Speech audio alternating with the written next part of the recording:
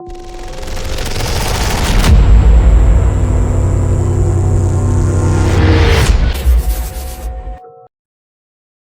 दोस्तों, मैं हूं आशीष और आप सुन रहे हैं best horror podcast Hindi horror stories. आज की कहानी है बंद कोठरी।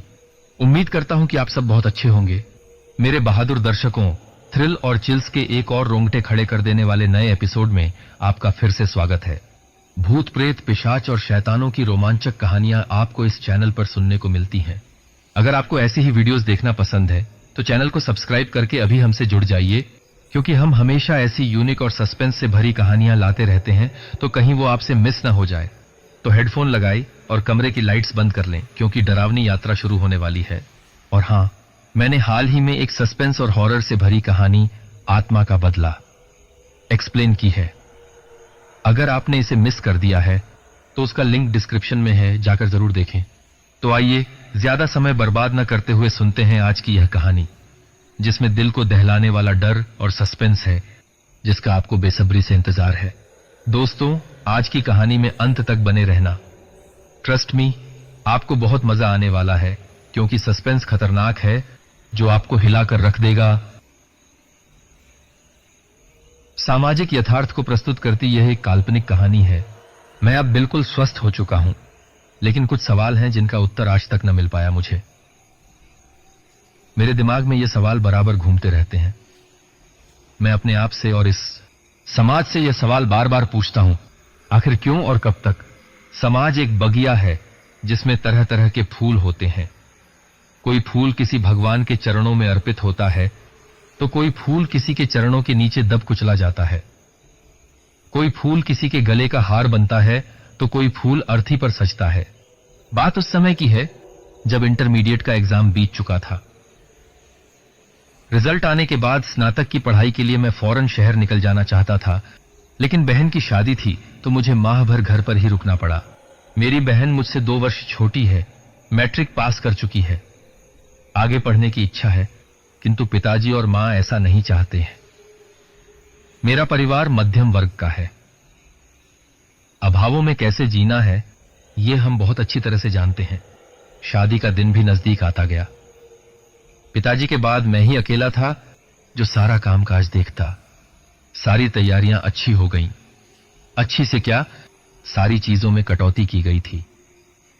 यही होता है, वर पक्ष ज्यादा से ज्यादा शानो शौकत दिखाना चाहता है, ज्यादा से ज्यादा ऐंठना चाहता है, तो कन्या पक्ष ज्यादा से ज्यादा बचा लेना चाहता है। हालांकि मिला जुलाकर सब ठीक ठाक था, किंतु मेरा मन इन सभी उलझनों में नहीं था। मेरा मन तो शहर में अटका था। मैं शहर जाने के लिए उतावला हुए जा रहा था। वह भी दिन आया जब बहन की शादी हो गई। विदाई के 2 दिन बाद मैंने भी घर को अलविदा कह दिया और शहर चला आया। मेरा दोस्त मोहित 2 महीने पहले ही शहर चला आया था और वह अपने मौसा के मकान में रहता था। स्नातक में एडमिशन लेने में मुझे बहुत दिक्कत का सामना करना पड़ा। मैंने बहुत कोशिश की कि उसी कॉलेज में एडमिशन हो जाए जिस कॉलेज में मोहित का हुआ था, लेकिन ऐसा ना हो सका। सीट भी फुल हो चुकी थी और समय भी निकल चुका था, तो मैंने किसी तरह 500 रुपए फाइन भरकर दूसरे कॉलेज में एडमिशन ले लिया। मैं पूरी तन्मयता के साथ पढ़ाई में लग गया। लगभग 1 महीने तक मैं उसके ही कमरे पर रहा, लेकिन बाद में मैंने एक अलग कमरे में रहने का फैसला किया। मैं और मोहित अगली सुबह ही निकल गए कमरे की खोज में। सुबह से दोपहर हो गई, पर एक भी कमरा मुझे पसंद नहीं आया। वैसे तो सारे कमरे अच्छे थे, लेकिन उनका किराया इतना ज्यादा था कि मेरे बजट से बाहर हो जाता। मेरे परिवार की आर्थिक स्थिति इतनी सुदृढ़ नहीं थी कि महंगा कमरा ले सकें। अगर ले भी लेते तो अन्य खर्चों का वहन नहीं कर पाते। बहन की शादी के लिए 4 कट्ठा खेत गिरवी रखा गया था, जिसे छुड़ाने के लिए पैसे इकट्ठा करने थे। अगर मैं यहां महंगा कमरा लेकर रहता तो मेरे परिवार की स्थिति और बिगड़ जाती। शाम हो गई, सूरज की किरणें मंद हो चली। मैंने मोहित से मायूसी भरे स्वर में कहा, छोड़ो यार, चल कल आते हैं। मोहित ने कहा, अच्छा चलो, रुको। हां। मैंने पूछा, क्या हुआ? मोहित ने कहा, यहां चौथी गली में एक कमरा शायद खाली है, चलो देख लेते हैं, फिर चलते हैं। अगर ना मिला तो कल आना ही है। मैंने बड़ी उत्सुकता से कहा, पहले क्यों नहीं बताया? मोहित ने कहा, अभी याद आया यार, मैंने कहा, चलो देखते हैं, अगर ना मिला तो कल ब्रोकर को देखना पड़ेगा।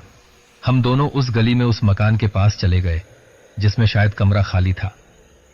मोहित ने मकान की दूसरी सीढ़ी चढ़कर डोरबेल बजाई। 2 मिनट तक हम बेल बजाते रहे पर कोई नहीं आया। हम चलने ही वाले थे कि एक लगभग 45-50 साल का आदमी आया और दरवाजा खोला। हमने नमस्ते की। उसने भी बड़े रूखेपन से 2 बार कहा, नमस्ते नमस्ते। मोहित ने पूछा, अंकल जी कमरा खाली है? अंकल ने कहा, खाली तो है पर कितने लोग रहोगे? मैंने कहा, मुझे रहना है। अंकल ने मोहित की ओर नजर घुमाते हुए पूछा, और तुम? मोहित ने कहा, मैं 8वीं गली में रहता हूं। अंकल ने फिर पूछा, किसके मकान में? मोहित ने अपना सीना फुलाते हुए गर्व से कहा, मैं पाठक जी के मकान में रहता हूं, वे मेरे मौसा जी हैं। अंकल ने कहा, अच्छा। फिर ऊपर की ओर इशारा किया। यह कमरा 1st फ्लोर पर था। हम अंकल के पीछे पीछे सीढ़ियों पर चढ़े। दरवाजे पर एक काली बिल्ली बैठी थी जो हमें देखते ही भाग गई। कमरा हमारे सामने था। दरवाजे पर एक पुराना ताला लटक रहा था जिस पर कुछ लाल रंग लगा हुआ था। मुझे लगा कि वह सिंदूर होगा क्योंकि गांव में दरवाजे को टिकने की एक प्रथा थी। ऐसे में यह संभव था कि शहर में भी दरवाजे पर, अगर नहीं तो कम से कम ताले पर टिकने की प्रथा हो। अंकल ने अपने बड़े बेटे को आवाज दी, ऊपर वाले कमरे की चाबी लाओ। कुछ देर बाद नीचे से आवाज आई, चाबी नहीं मिली। चाबी खोजने के लिए अंकल ने भी इधर उधर देखा पर चाबी नहीं मिली। मुझे लगा अब चलना पड़ेगा। अंकल ने मेरे मनोभाव को शायद भांप लिया और कहा, कोई बात नहीं, इसे तोड़ना पड़ेगा, मैं अभी तोड़ देता हूं। 5-7 हथौड़ी मारने के बाद ताला टूट गया।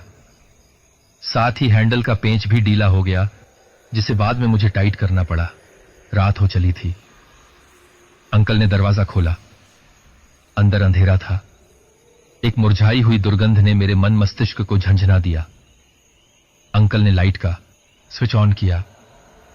बल्ब बहुत ही डरावने तरीके से हल्की किरकिराहट की आवाज के साथ झपकने लगा। अंकल ने कहा, लगता है खराब हो गया है। फिर अंकल पास वाले कमरे से इमरजेंसी लाइट उठा लाए। अब सब कुछ थोड़ा बहुत दिखाई दे रहा था। अंकल ने कहा, कुछ महीनों से कमरा बंद था इसलिए यह बदबू है, चली जाएगी।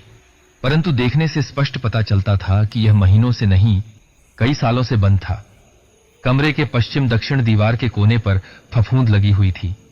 कमरे में मकड़ी के जाले थे। लगभग आधा दर्जन छिपकलियां दीवार पर रेंग रही थीं। खिड़की का एक कांच ऊपर से थोड़ा टूटा हुआ था। धूल मिट्टी से भरा कमरा किसी खंडहर जैसा लग रहा था। मैं कुछ पूछता उससे पहले ही अंकल बोल पड़े, टेंशन मत लो, मैं इसे सुबह साफ करवा दूंगा, एकदम चकाचक हो जाएगा। मैंने पूछा, ये कोने में धब्बे कैसे हैं? अंकल ने कहा, यहां पानी का पाइप गया है, शायद लीक हो रहा है, इसी वजह से फफूंद हो गई है। मैं इसे प्लम्बर से दिखवाता हूं, सब सही हो जाएगा। मोहित ने मुझसे पूछा, कैसा लगा कमरा? मुझे उतना अच्छा नहीं लगा पर खराब भी नहीं कह सकता था। अगर किराए की बात बन जाती तो ठीक था। वैसे तो कमरा ठीक ठाक था और व्यवस्थाएं भी सही थीं। इस कमरे के लिए मैं 3000 तक दे सकता था। हमने अंकल से कहा, अंकल जी सब ठीक ठाक है, किराया बता दीजिए। अंकल ने कहा, 2700। मुझे खुशी का ठिकाना नहीं रहा पर मैंने इसे जाहिर नहीं होने दिया। मैंने चेहरे पर ऐसा भाव बनाए रखा जैसे यह किराया मेरे लिए ज्यादा हो। अंकल मेरे चेहरे के भाव देखकर समझ गए कि मुझे 2700 ज्यादा लग रहा है। मैंने आलस भरे स्वर में कहा, अंकल जी यह तो थोड़ा ज्यादा है, कुछ कम कर दीजिए। अंकल ने कहा, तुम ही बताओ कितना दोगे? मैंने कहा, 2500। अंकल कुछ देर सोचते रहे, फिर बोले, 2500 चलो ठीक है, कल शाम को आ जाना, मैं पूरा साफ सफाई करवा दूंगा। हम दोनों वापस आ गए। अगली सुबह मैं सामान पैक कर शाम होने का इंतजार करने लगा। जब शाम होने को आई तो मैंने सारा सामान लाकर रख दिया। कमरे की चमक दमक देखकर मैं हैरान रह गया। एक बात मुझे आश्चर्यजनक लगी कि उस पुराने घर में कहीं भी पेंट नहीं था सिवाय इस कोठरी के। खैर, मुझे इससे क्या लेना देना। इतना अच्छा कमरा सस्ते में मिल गया था यही मेरे लिए खुशी की बात थी।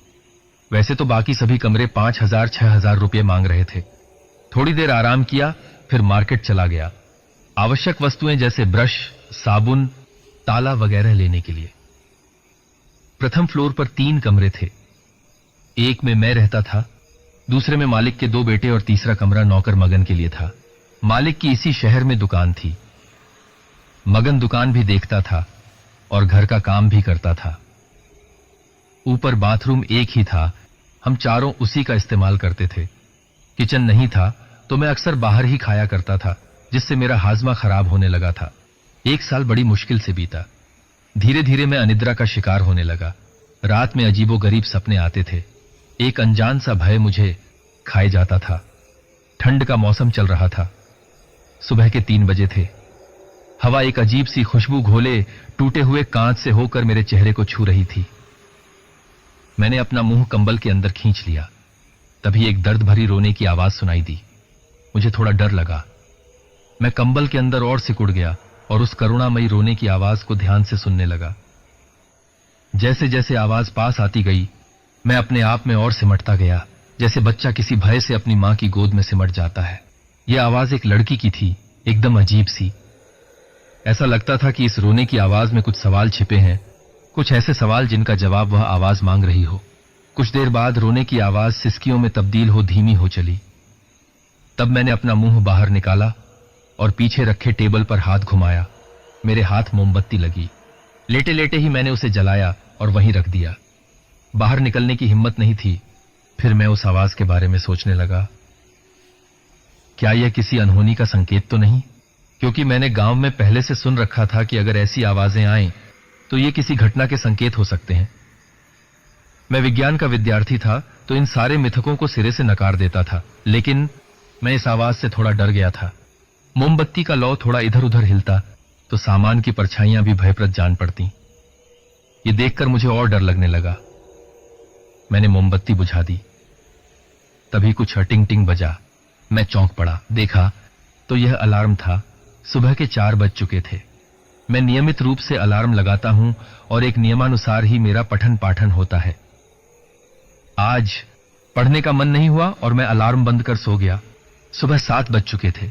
मैं कमरे से बाहर आया तो देखा मग्न झाड़ू लगा रहा था। मैंने यह बात उसे बताई। सुनते ही वह असहज हो गया। उसकी भावभंगिमा देखकर ऐसा लग रहा था कि वह इस बात से बेखबर नहीं था। फिर संभलकर बड़ी सहजता से बोला, अरे भैया, क्या बात करते हो? हमें तो कुछ सुनाई नहीं दिया। शायद आप सपना देखे होंगे। अरे नहीं, सपना कहां देखा, सच कहता हूं, कोई तो रो रहा था। वह गुस्से में बोला, मुझसे अब बहस ना करो, मुझे लेट हो रही है, दुकान भी जाना है। मुझे भी लगा हो सकता है साली रात को नींद नहीं आती। खोपड़ी में कितने टेंशन भरे रहते हैं। होगा कोई सपना। ये कोई नई बात तो नहीं है। आगे क्या हुआ जानने के लिए बने रहिए कहानी के अंत तक। ऐसी घटनाएं अब मेरे साथ रोज होने लगी थीं। कभी पायल, कभी कंगन, कभी कुछ और तो कभी कुछ और। कभी कभी ऐसा लगता था जैसे कोई मेरे कान के पास आकर कुछ कह रहा हो, लेकिन मैं कुछ समझ नहीं पाता था। मैंने सबको नजरअंदाज किया। मालिक के बच्चों से भी पूछता था, लेकिन उन्हें भी कुछ नहीं मालूम था। वे अक्सर मेरे पास बैठ जाते थे। उनकी मां ने मुझसे कह रखा था कि होमवर्क में उनकी मदद कर दिया करूं। उनका मेरे पास आना मुझे बिल्कुल अच्छा नहीं लगता था, पर मजबूरी में उन्हें झेलना पड़ता था। कभी कभी मालिक भी दुकान का रजिस्टर उठाकर मेरे पास चले आते थे। पूरा हिसाब देखता था और उधारी वालों की सूची बनाकर देता था। ऐसा लगता था जैसे मैं यहां पढ़ने नहीं बल्कि उनका मुनीम बनने आया हूं। मैंने एक बार कहा भी कि यह काम मगन से क्यों नहीं करवाते। कहने लगे, बड़ा धूर्त लोमड़ी है, हिसाब में इधर उधर कर दे तो मुझे पता भी नहीं चलेगा। ये तुम ही देखो। रूम से कुछ ही दूरी पर मेरा कॉलेज था और मैं अक्सर पैदल ही जाया करता था। रास्ते में एक झील पड़ती थी जो कॉलेज से थोड़ी दूर थी। लौटते समय मैं उसके किनारे बैठ जाता था। आसपास के पेड़ पौधों को देखता और उसकी खूबसूरती निहारता। यहां से उठने वाली सौंधी खुशबू में गांव की सुगंध घुली होती थी। झील का पानी एकदम पारदर्शी और निश्चल था। मछलियां बड़ी स्वतंत्रता से तैर रही होती थीं, जैसे उन्हें किसी का डर नहीं हो। मेंढक आपस में खेल रहे होते थे और पक्षियों की चहचहाहट सारी थकान मिटा देती थी। ये सब देखकर मुझे खुशी का अनुभव होता था। मैं अक्सर झील की तुलना समाज से करता, पर अब तक मैं समाज की कुटिलता से बेखबर था। कभी कभी निहारिका भी आकर बैठ जाती थी। वह मेरी दोस्त थी और मेरे साथ ही पढ़ती थी। मैंने उसे कभी किसी और नजर से नहीं देखा था, लेकिन उसका मेरे प्रति झुकाव, हंसना, खेलना, चहचहाना मुझे नई उमंग देता था।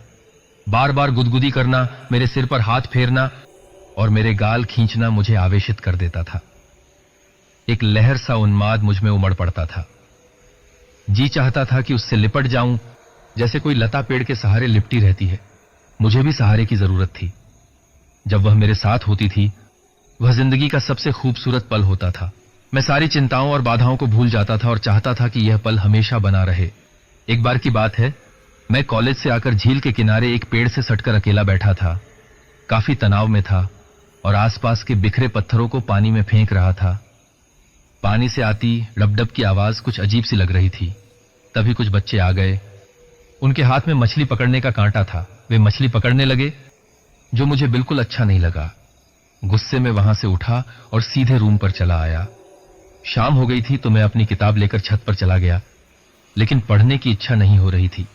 तभी मालिक के लड़के भी स्कूल से आ गए थे।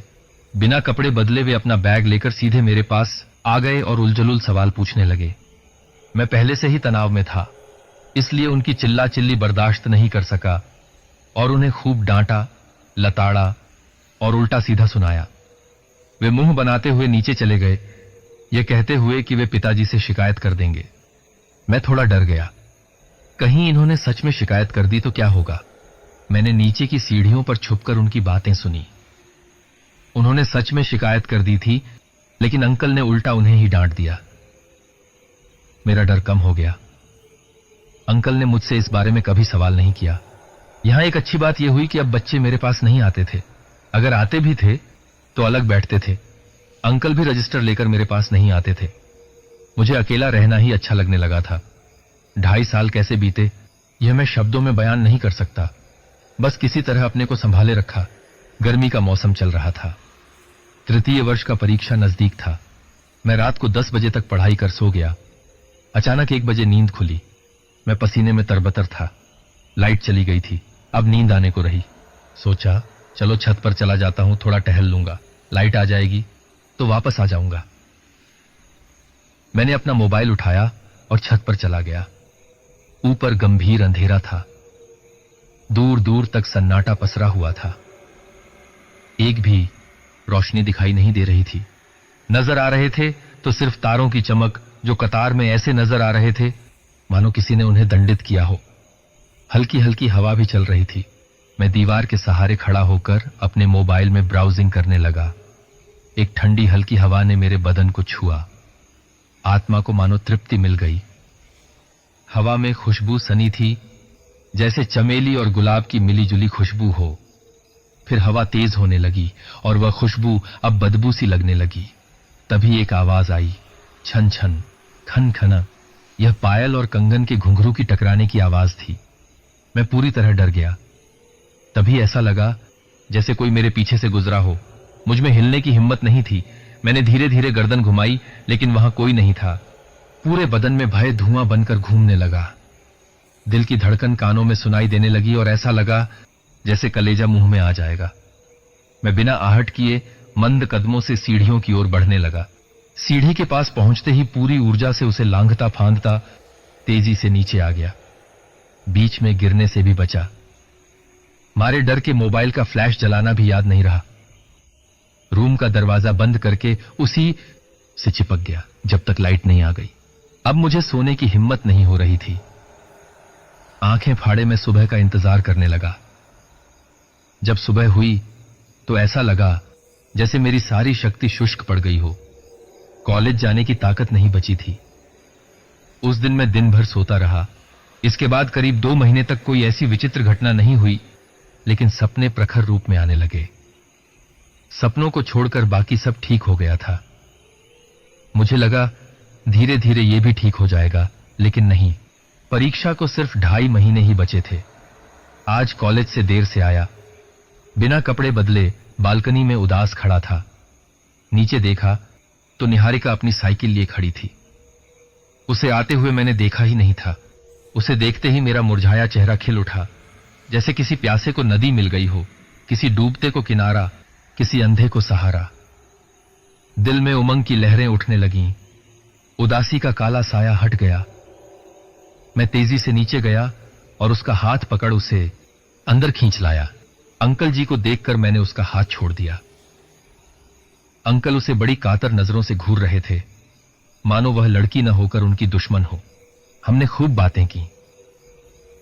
1 घंटे के बाद वह चली गई। वह नोट्स के लिए आई थी।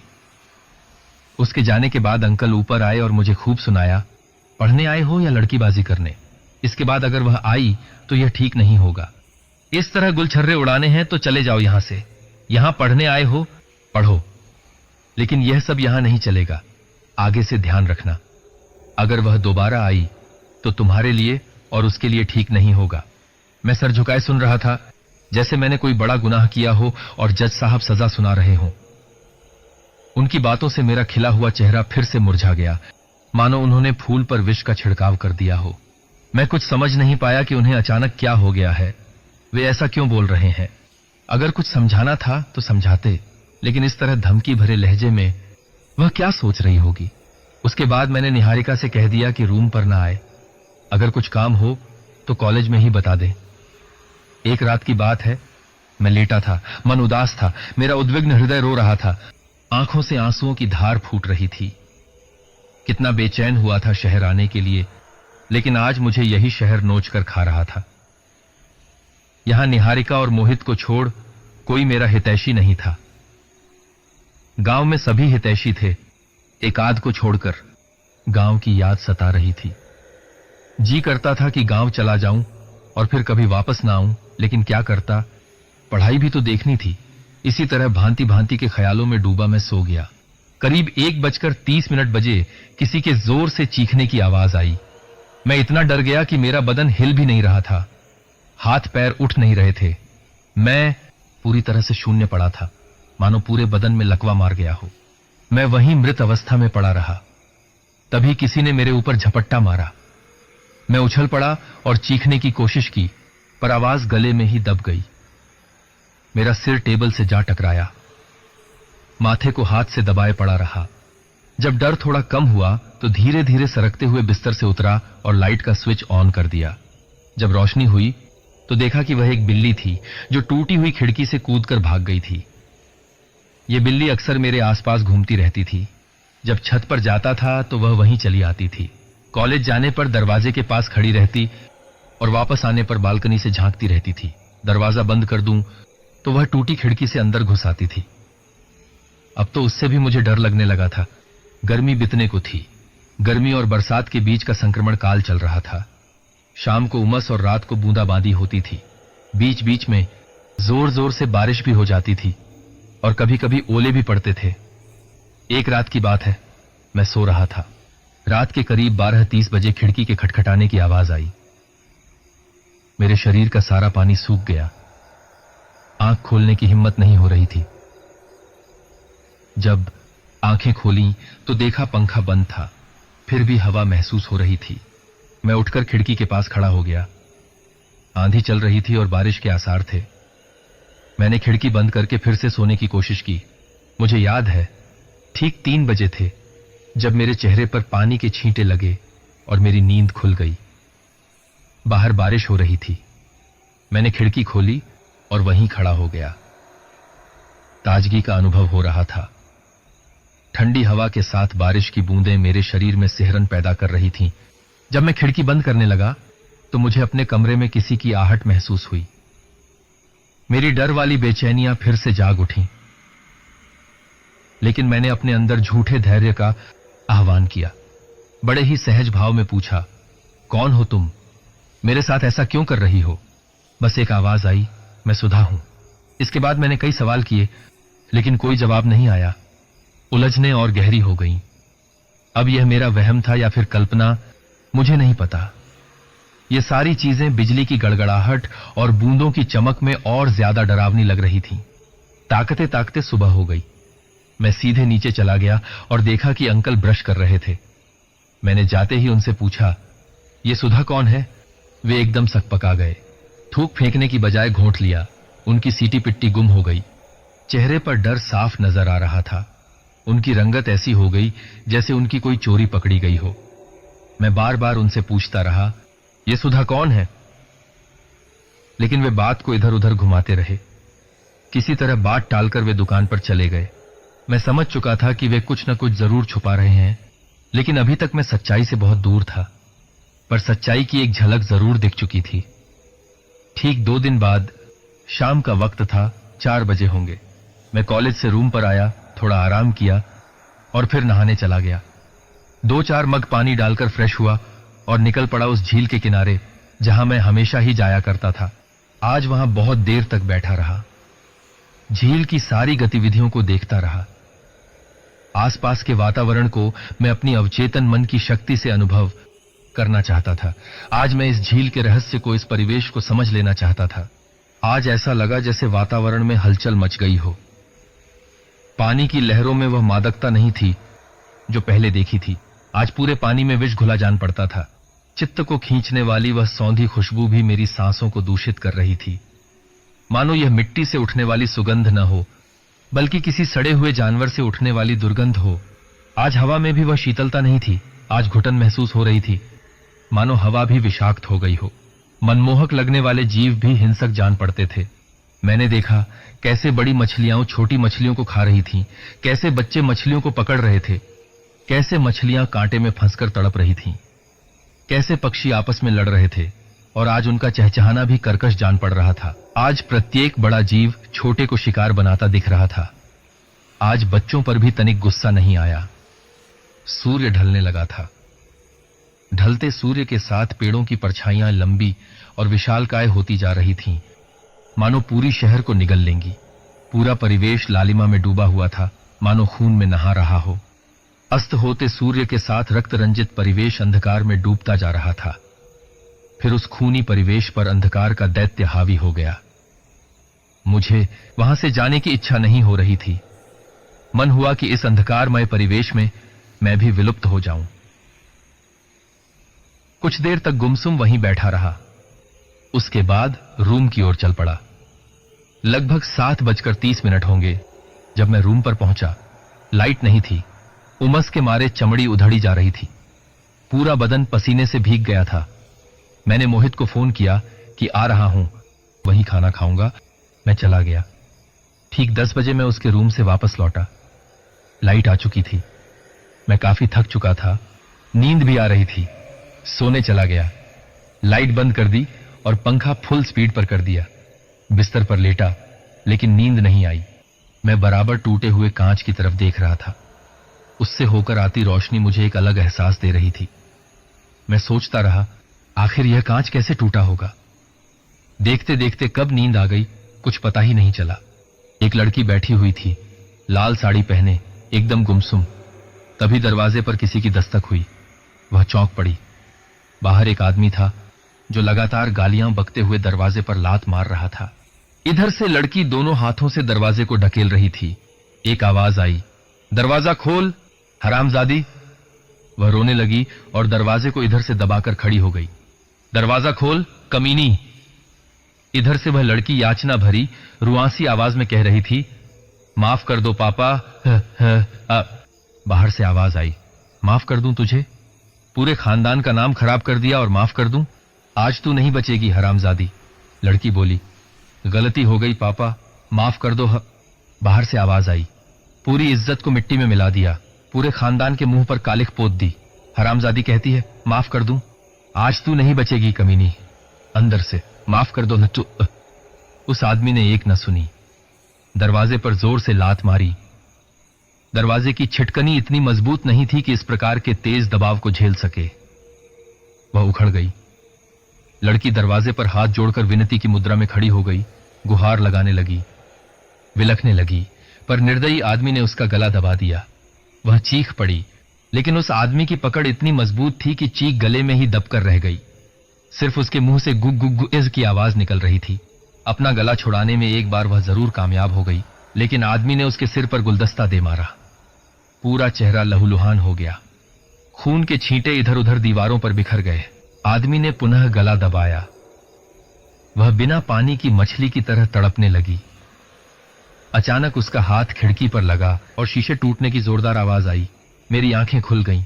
मैं पसीने से भीग गया था। धड़कन का तो क्या कहना, धमनियों में खून की जगह भय दौड़ रहा था। तेज तेज सांसें चल रही थीं। निगाहें खिड़की पर जमी थीं। कुछ समझ नहीं आ रहा था। तभी अलार्म बजा। आज इसने भी मुझे डरा दिया। सुबह के 4 बजे थे। कुछ समझ में नहीं आ रहा था। आज से पहले जो भी सपना देखा था वह सब बिना किसी मतलब के, बेबुनियाद और बेआधार था, एकदम फालतू। उनमें स्थायित्व न था। लेकिन इस सपने में आधार भी था, स्थायित्व भी, वेदना भी, दर्द भी, दुख भी और सच्चाई भी। मैं बार बार उन किरदारों का चेहरा याद करने के लिए अपने मस्तिष्क पर जोर डाल रहा था। सारी चीजें स्पष्ट याद आ रही थीं, बस उनके चेहरे बार बार धुंधले हो जाते थे। इतने प्रखर सपने को झुठलाया नहीं जा सकता था। दिमाग बार बार कहता यह केवल सपना मात्र है, तो दिल कहता सपने में सच्चाई है। दिमाग सपने की थ्योरी से यह साबित करने की कोशिश करता कि यह झूठ है, तो दिल उस थ्योरी को गलत साबित कर देता। दिमाग कहता सपना सच कैसे हो सकता है, तो दिल कहता नहीं, यही सच है। लेकिन मैं इस द्वंद्व से अलग होकर बार बार यही सोच रहा था कि यह कांच कैसे टूटा होगा, आखिर इसी रूम में रंग रोगन क्यों किया गया। ऐसे कितने ही सवाल मेरे दिलो दिमाग को कचोट रहे थे। दिल कह रहा था यही सच है, लेकिन दिमाग उसे झूठला रहा था। दोनों में सामंजस्य नहीं था। अंत में मैंने दिमाग की ही सुनी और यह मान लिया कि कांच के बारे में सोच रहा था, इसलिए यह सपना आया। लेकिन सपने और सच्चाई में 2 कॉमन चीजें थीं जो बार बार चिल्लाकर कह रही थीं कि यह सच है। पहला टूटा हुआ कांच और दूसरा सिर्फ इसी कोठरी का रंग रोगन किया जाना, जो शायद खून के धब्बों को छुपाने के लिए हो सकता था। इन सारी घटनाओं, तनाव और अपच की समस्या से मेरी हालत पतली हो गई थी। बीतते दिनों के साथ मैं सूखने लगा था। जिंदगी निरस्ता से भर गई थी। अब भय दबाना मेरे लिए संकट जान पड़ता था। ठीक दूसरे दिन शाम को मोहित के रूम पर चला गया और 2.5 सालों में जो कुछ भी मेरे साथ हुआ था, जो मैंने झेला था, वह अनुभव और वह दृष्टांत उसे कह सुनाया। वह मेरी बातों को ऐसे सुन रहा था मानो मैं कोई मजाक कर रहा हूं। हमारी आवाज सुनकर मौसा कमरे में घुसे और कहने लगे, रूम छोड़ दो। शायद उन्होंने हमारी बातें सुन ली थीं। मुझे आश्चर्य हुआ, समझ में नहीं आया। मैंने कहा, इतना सस्ता रूम मिला है, क्यों छोड़ दूं और कैसे छोड़ दूं? कहने लगे, बेटे सस्ते के चक्कर में रास्ते लग जाओगे, छोड़ दो, अभी तुम कुछ नहीं जानते। मैंने पूछा, क्या नहीं जानता? मुझे तो बस यही जानना था कि उस घर का मामला क्या है। मैं उनसे बहस कर रहा था और उन्हें उकसा रहा था ताकि वे सच्चाई उगल दें। उन्होंने कहा, अरे कुछ नहीं जानते, पता है कितनी घटनाएं हो चुकी हैं वहां। तुम्हारी तरह ही एक लड़का रहता था वहां, पागल हो गया। लोग कहते हैं वह सवार हो गई। मैंने पूछा, कौन? वही सुधा। मौसा ने बड़े हीन भावना से नाम लिया। सुधा? मैंने यह नाम पहले कहीं न कहीं सुना था। मैंने फिर पूछा, कौन सुधा? रहने दो, तुमसे क्या मतलब? उन्होंने बात टाल दी। सारा रहस्य खुलने वाला था, लेकिन मौसा जी अब बचकर निकलने लगे। मैंने मोहित की ओर इशारा किया, रोक इन्हें। हमने बहुत जोर दिया, तब जाकर उन्होंने सारी बातें बतानी शुरू की। आखिर कौन है ये सुधा? आखिर उस कोठरी का राज क्या है? सुधा वही है, तुम्हारे मकान मालिक की बेटी। एक समय था जब वह उस पर जान छिड़कता था, लेकिन आज एक पाप को छाती में दबाए बैठा है। बेचारी। बीच में ही मैंने उन्हें टोका, मौसा जी खुलकर बताइए, गोलमोल मत घुमाइए। उन्होंने कहा, तुमको पता है इनकी मां मरी। मैंने कहा, मां मरी, लेकिन उनकी पत्नी तो, अरे दूसरी शादी किए हैं और सौतेली मां ही तो इन सब का कारण बनी। अपनी लड़की पर जान छिड़कने वाला आदमी अचानक कैसे बदल गया? तुम्हें पता है, सुधा ने एक मुस्लिम लड़के से शादी कर ली थी और इसी को लेकर उसके बाप ने सारा खेल कर दिया। मैं आंखें फाड़कर ध्यान से सुन रहा था, लेकिन मेरी घटनाओं से इसका क्या कनेक्शन था, यह समझ में नहीं आ रहा था। मैंने कहा, इसमें कौन सी बड़ी बात है कि उसने अपनी जाति से हटकर शादी कर ली। मॉडर्न एज में तो यह सब होता ही है। इसके बाद मैंने कई बड़ी हस्तियों के उदाहरण दे डाले। वे कहने लगे, बड़े लोगों की बात मत करो। बड़ा आदमी भैंस से ब्याह करे या अपनी बिरादरी से हटकर, उसका कुछ ना जाता। कोई कुछ नहीं कहता है, वह बेदाग रहता है। उसका सबसे बड़ा इज्जत, सबसे बड़ा मान सम्मान उसकी संपत्ति, उसका धन है। अगर उसकी संपत्ति जाती है तो उसकी जगहंसाई होती है, उसका कद घटता है, और हम जैसे लोगों की इज्जत ही हमारी संपत्ति है। हमारा धन, हमारा मान सम्मान है तो बस इज्जत, और इसे बचाने के लिए पूरी संपत्ति लग जाए या किसी की बलि भी देनी हो तो दे दी जाती है। इनके आदर्श ज्ञान और दार्शनिक मत से मैं थोड़ा बहुत सहमत था, और बात इन्होंने गलत नहीं कही थी। यही समाज की सच्चाई है, इसे हम स्वीकार करें या नकारें। लेकिन यह कैसी इज्जत जिसके लिए किसी के गले पर छुरी फेरी जाए। मैंने कहा, यह सब तो ठीक है, लेकिन दूसरी जाति में विवाह करना कोई बुरी बात तो नहीं है। मोहित ने भी सहमति में हामी भरी। सही बात कह रहे हो, मैं भी इससे सहमत हूं। मौसा जी घुड़क कर बोले, क्या सही है? अरे, किसी दूसरी जाति में विवाह किया होता तो चल भी जाता, लेकिन ये मुस्लिम। चलिए, आपकी ही बात सही है। मैंने बीच में ही बात काट दी। मैं बहस बढ़ाना नहीं चाहता था। आगे बताने लगे, अपने बाप के मुंह पर कालिख पोत दी थी उसने। मैं पुनः टोकना चाहता था, मगर चुप रहा। मुझे तो बस सच्चाई को समझना था। तुम्हें पता है, बार बार फोन करके बुलाता था उसे, वह ना आती थी। आखिर ऐसा चाल चला कि उसे आना पड़ा। कैसा चाल? मैं नहीं जानता। हां, लोगों के मुंह से कहते सुना है। कहते हैं उसने बोल दिया, तुमको माफ किया, इस संबंध को भी स्वीकार करता हूं। बस इसी खुशी में चली आई, और जब उसे पता चला कि उसके साथ धोखा हुआ है तो उसने खुद को एक कमरे में बंद कर लिया। तुम जानते हो, बड़ी बेदर्दी से उसे गला घोंटकर मार दिया, वही तुम्हारी वाली कोठरी में। सपने वाला दृश्य एक बार फिर आंखों के सामने कौंध गया। ये सारी बातें मेरे हृदय में खंजर के वार जैसी मालूम पड़ रही थीं। जो सपने का बिंब मेरी चेतना में था, जो कल्पनाएं मैंने की थीं, उन पर इन्होंने सच्चाई की मुहर लगाकर उसे और प्रमाणिक बना दिया। ऐसे लोगों के लिए मान सम्मान, इज्जत एक व्यसन की तरह होता है, जैसे शराबी के लिए शराब, जुआरी के लिए जुआ और अपराधी के लिए अपराध। इसे पूरी करने के लिए वे किसी हद तक जा सकते हैं। ठीक वैसे ही लोग भी अपनी मान मर्यादा के लिए किसी भी हद तक जा सकते हैं। ऐसे लोग समाज रूपी गुलजार बगिया को पैरों तले रौंद डालते हैं। और इस आभागे को वही रूम मिला तुम्हें दिखाने के लिए। मोहित की ओर इशारा करते हुए उन्होंने कहा। मुझे क्या पता था कि यह इतना चंडाल है, मोहित ने झेंपते हुए कहा। मैंने कहा, पुलिस नहीं ले गई उनको?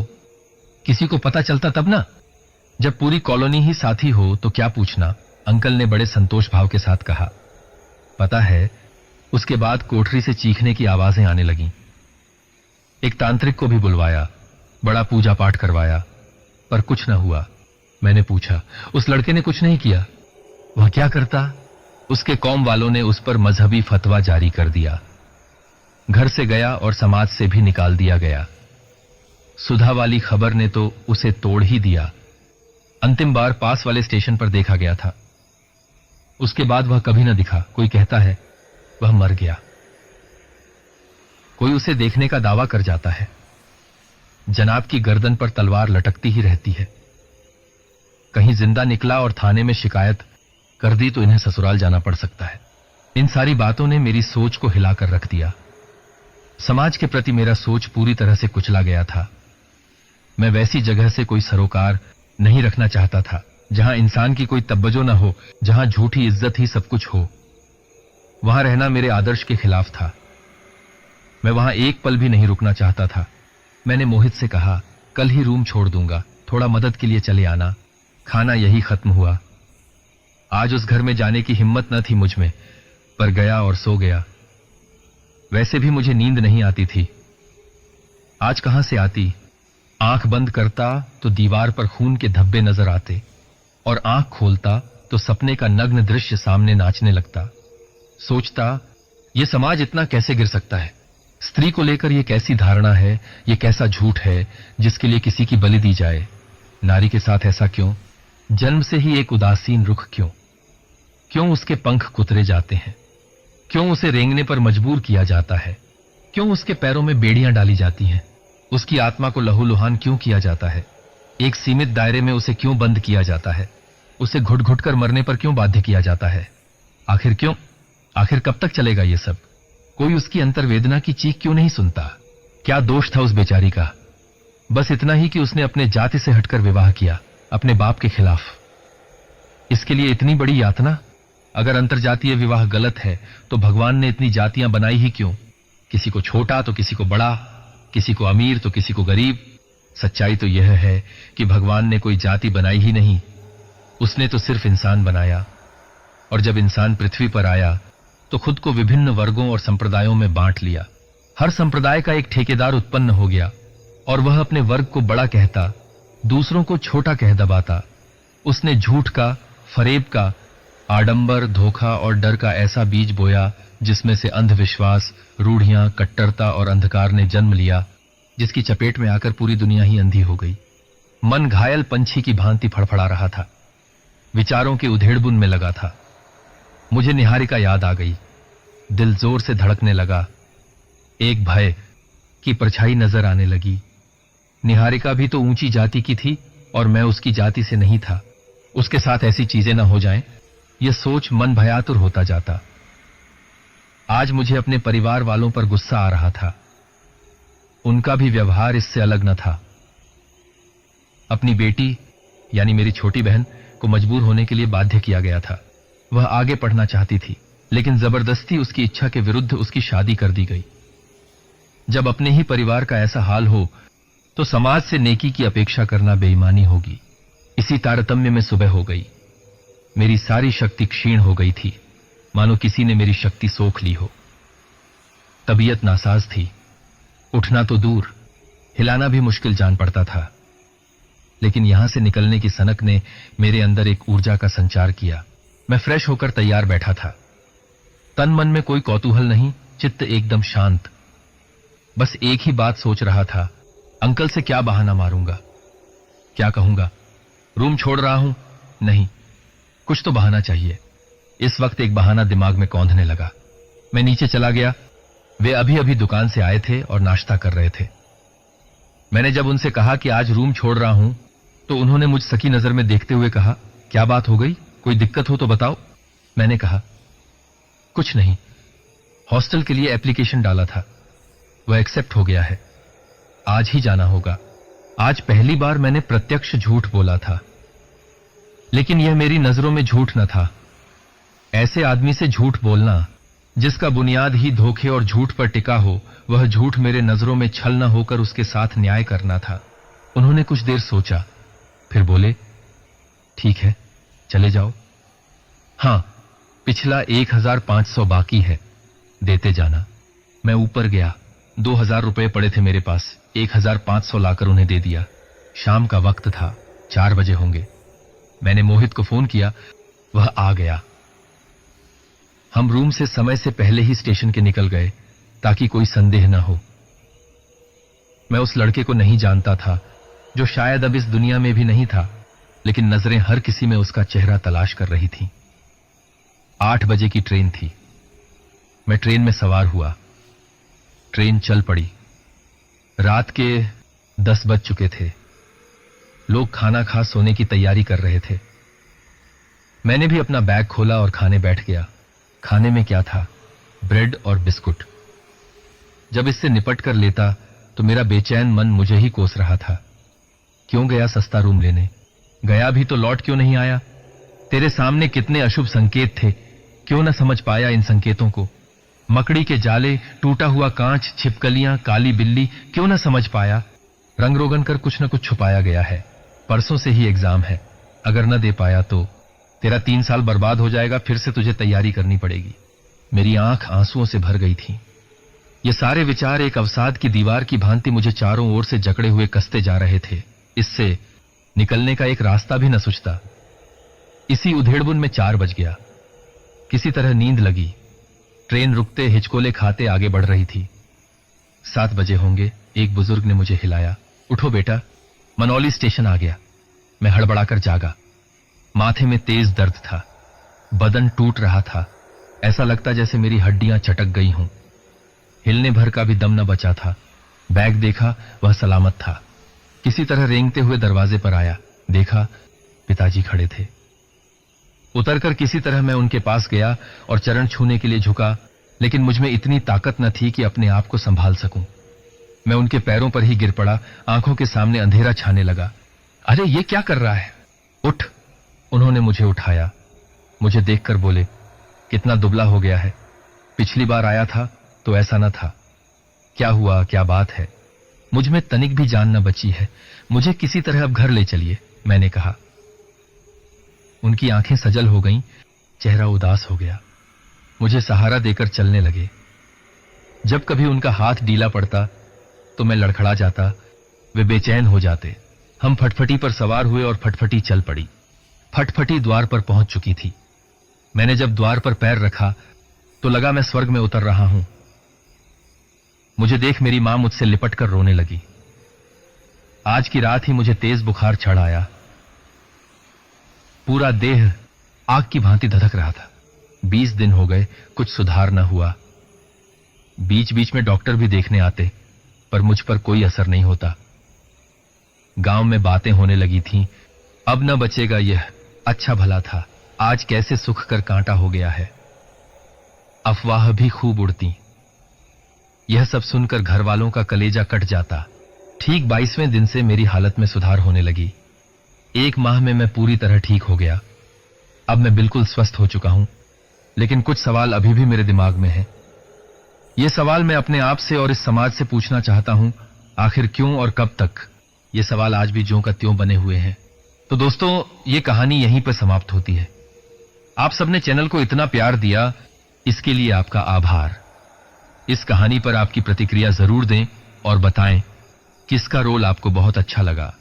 ऐसी ही कहानियां लेकर मैं आपको जल्द मिलूंगा, तो दोस्तों मुझे जरूर फॉलो कर दीजिए ताकि अगली कहानियों का आपको पता चले। आप सबका दिल से धन्यवाद। जल्द मिलूंगा नई कहानी के साथ।